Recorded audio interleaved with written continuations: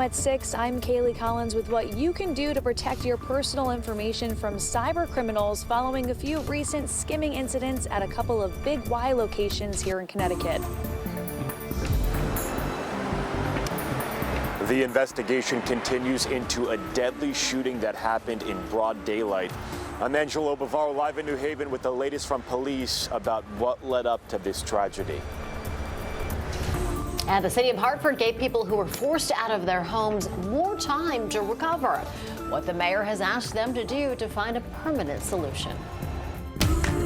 All local, all morning. This is Fox 61, Connecticut's news station. Good morning. Happy Tuesday. Thanks for starting yours off with us. I'm Erica Arias. And I'm Tim Lammers. Good morning to you. Let's get you the forecast on another clear, cold morning here in Connecticut to be expected. Rachel Piscatelli, good morning. It only took us to December to get it to start to feel like that, right? Yeah, it is certainly chilly out there again this morning. Not too far off from where we were sitting yesterday at this time. So we're in the teens and the 20s to start for the kids at the bus stop. 25 degrees in New Haven, 17 in Torrington, 20 in Hartford, and we're at 14 degrees right now in Willimantic. So planning your day, we are going to see mostly clear skies to start, increasing clouds later on, and there could be a flurry or two, mainly in western Connecticut later on today, closer to about 5 or 6 o'clock. But the story is going to turn to Wednesday night into Thursday for a little bit of mood flurries that could actually coat the ground in some spots. So moving forward, you'll see here that for today, it's lots of sun. By the afternoon, we're increasing the clouds, and then there's also that chance for maybe a flurry or two, mainly for areas in the west. We'll start off the morning on Wednesday, overall quiet and cold. Clouds increase, and that's going to be ahead of that rising chance for some snow and also some rain. So it really is elevation dependent. If you're in those higher elevations, that's where the accumulation is likely 1 to 3, whereas areas along the shoreline, mainly just going to be rain. We'll take a closer look at that hour by hour forecast coming up in just a bit. It is 6:02 right now. Symphony, I know this map is certainly not your favorite. Not my favorite, but earlier this morning, Deshaun came up with, what did he say? Festive flakes. So that's helping me, change my perspective. Sure, on a little bit of come. mood snow. All right, thank you, Rachel. We have an update for you this morning. We are watching a crash out in Durham. Here's what you need to know if you are getting ready to head out the door in that direction. It's happening along Route 17. Right now, it is closed from Parmley Hill Road to Indian Lane due to a one-vehicle crash. This has been going on for several hours now. You might see a bit of a delay if you head out in that direction. We will have your next update coming up in about 15 minutes. Tim, Erica. Symphony, thanks so much. Well, people in New Haven are grieving another young life this morning. Just a little more than a week after a 16-year-old boy was shot and killed near Goff Street Park. A 25-year-old was shot to death yesterday on George Street. Yeah, and it happened in broad daylight. Fox 61's Angelo Bavaro joins us live in New Haven with what we know at this point. Angelo, good morning. Tim, Erica, good morning. Police have identified the victim in this case as 25-year-old Christopher Santana from New Haven. Now, police are still trying to figure out a motive, but they do say this shooting does appear to be an isolated incident. Police responded to a back parking lot of a building. This was on George Street yesterday afternoon around 3:30 in the afternoon after getting 911 calls that a person had been shot. Now, when they got to that scene, police found Santana on the ground while another person was performing CPR.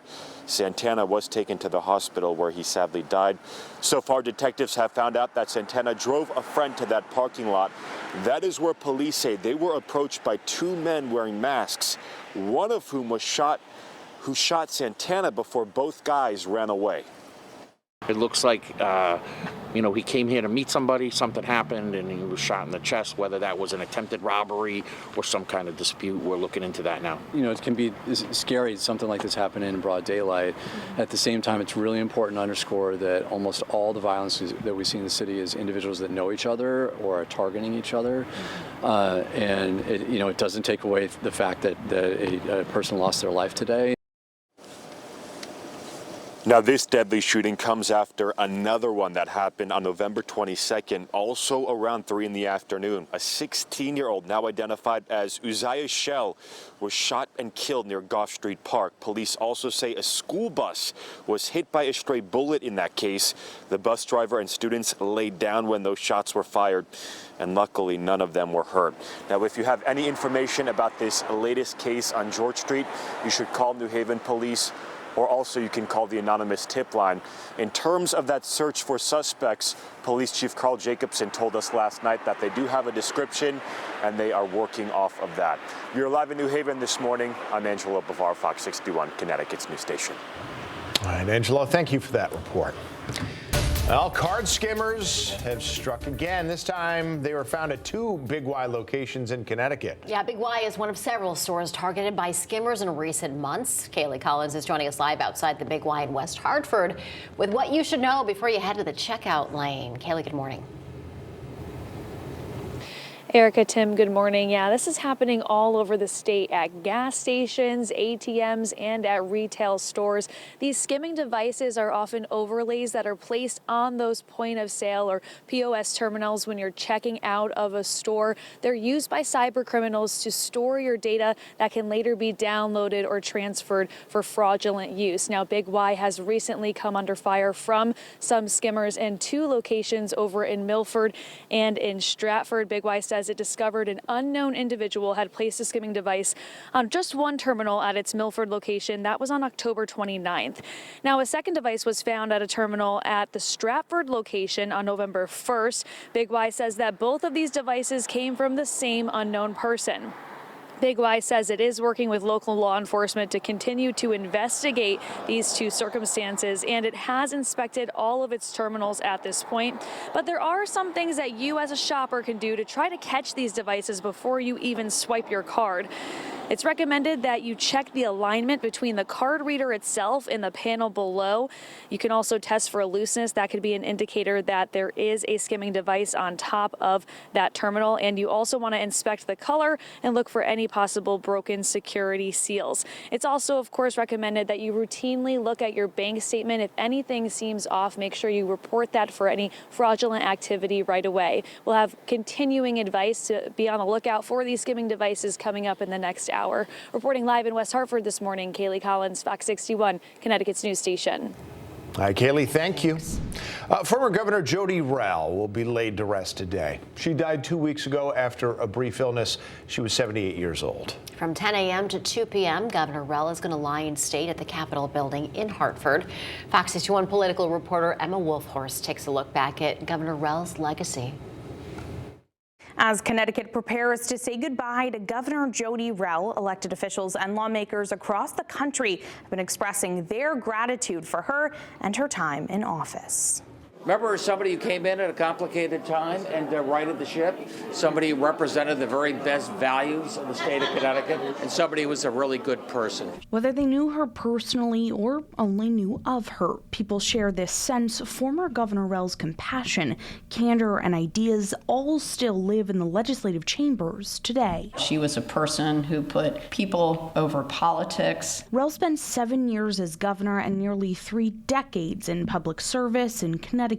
Some of her many accomplishments include massive education reform, supporting abortion, and STEM research policy. While she didn't take the step toward gay marriage, Rell did sign the bill making Connecticut the first state to certify same-sex civil unions. She also focused on stopping out-of-state prison practices and changing Connecticut's tax formulas and spending habits, leaving behind many fiscal blueprints which are still called on today.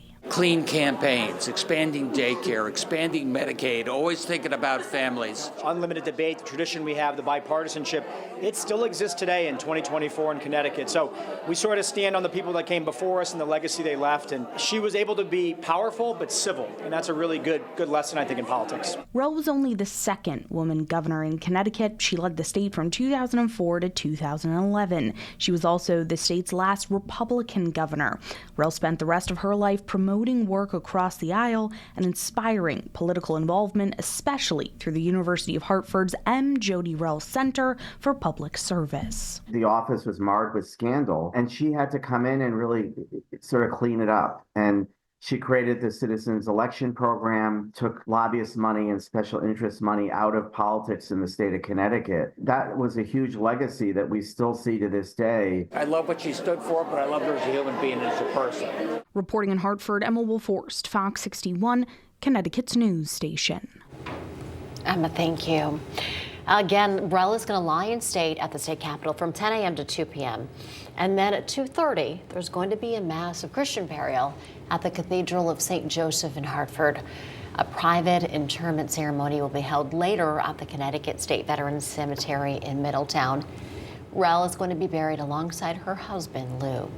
Now, also an important note here, Farmington Avenue from Sigourney Street and Broad Street will be closed to traffic between 2 p.m. and 5 p.m.